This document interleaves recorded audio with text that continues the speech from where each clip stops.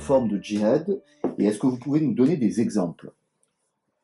Tout à fait, le djihad, c'est-à-dire l'effort du croyant pour se rapprocher de Dieu, pour faire le bien, peut prendre des formes très multiples et différentes.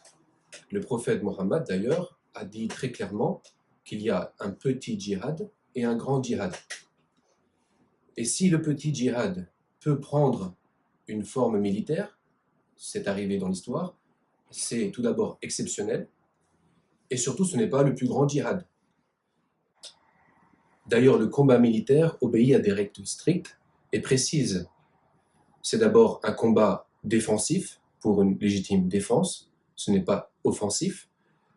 Il doit être proclamé et autorisé par une autorité reconnue, unanimement par les musulmans. Il doit viser tout d'abord, bien sûr, la paix et la justice, ce n'est pas la guerre pour la guerre. Et surtout, lors du combat, s'il y a lieu, qui doit être le dernier recours, il est interdit de porter atteinte aux civils, aux femmes, aux enfants, aux émissaires, aux moines. Il est interdit de détruire les lieux de culte, synagogues, églises, mosquées. Il est interdit de toucher aux prêtres. Il est interdit de porter atteinte même aux arbres, aux animaux, aux points d'eau. Ce type de combat est exceptionnel, est encadré par des règles bien strictes.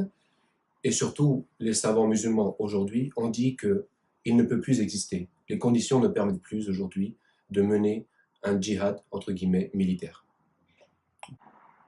Les exemples de djihad, de petit djihad, si l'on veut, par exemple, c'est étudier, dire la vérité, respecter et aider ses parents, construire une école, construire un hôpital, bref, tout ce qui est utile pour la société et pour l'humanité, tout cela fait partie du djihad, de l'effort pour le bien, qui doit être accompli, bien sûr, sincèrement, en vue de satisfaire Dieu et de faire le bien.